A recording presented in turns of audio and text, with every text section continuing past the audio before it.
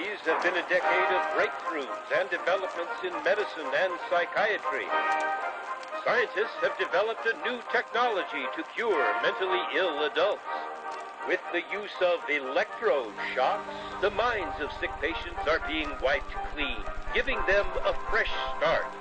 On this blank slate, physicians then imprint a new, healthy personality. Remaking people, shocking them into obedience. This is a story about that powerful idea. In the 1950s, it caught the attention of the CIA. The agency funded a series of experiments.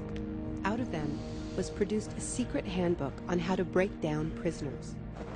The key was using shock to reduce adults to a childlike state.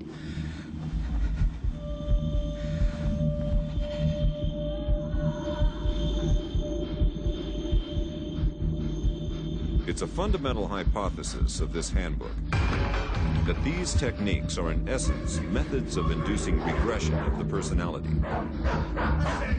There is an interval, which may be extremely brief, of suspended animation, a kind of psychological shock or paralysis.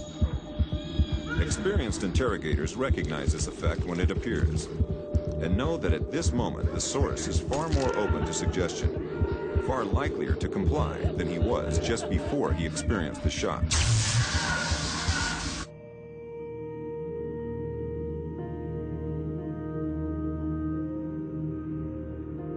But these techniques don't only work on individuals. They can work on whole societies. A collective trauma, a war, a coup, a natural disaster, a terrorist attack puts us all into a state of shock. And in the aftermath, like the prisoner in the interrogation chamber, we too become childlike, more inclined to follow leaders who claim to protect us. One person who understood this phenomenon early on was the most famous economist of our era, Milton Friedman. Friedman believed in a radical vision of society in which profit and the market drive every aspect of life, from schools to healthcare, even the army. He called for abolishing all trade protections, deregulating all prices, and eviscerating government services. These ideas have always been tremendously unpopular, and understandably so. They cause waves of unemployment, send prices soaring, and make life more precarious for millions.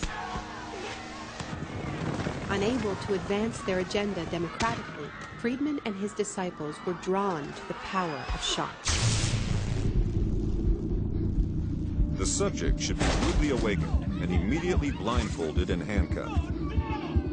When arrested at this time, most subjects experience intense feelings of shock, insecurity, and psychological stress.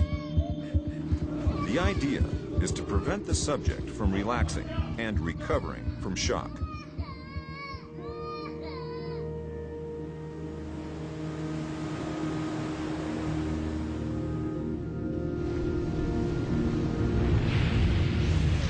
Friedman understood that just as prisoners are softened up for interrogation by the shock of their capture, massive disasters could serve to soften us up for his radical free market crusade. He advised politicians that immediately after a crisis, they should push through all the painful policies at once before people could regain their footing. He called this method economic shock treatment. I call it the shock doctrine.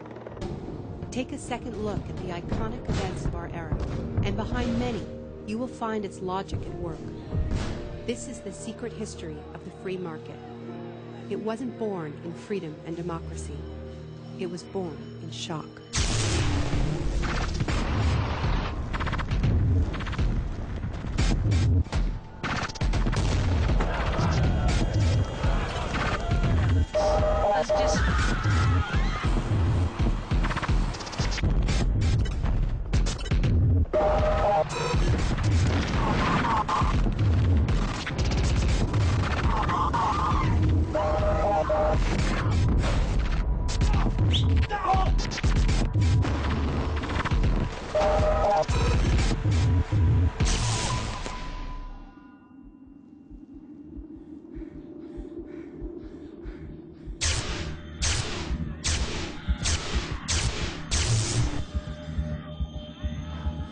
Isolation, both physical and psychological, must be maintained from the moment of apprehension.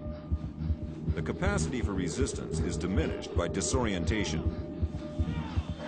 Prisoners should maintain silence at all times. They should never be allowed to speak to each other. There's one other thing I've learned from my study of states of shock. Shock wears off.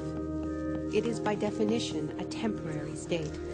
And the best way to stay oriented, to resist shock, is to know what is happening to you and why.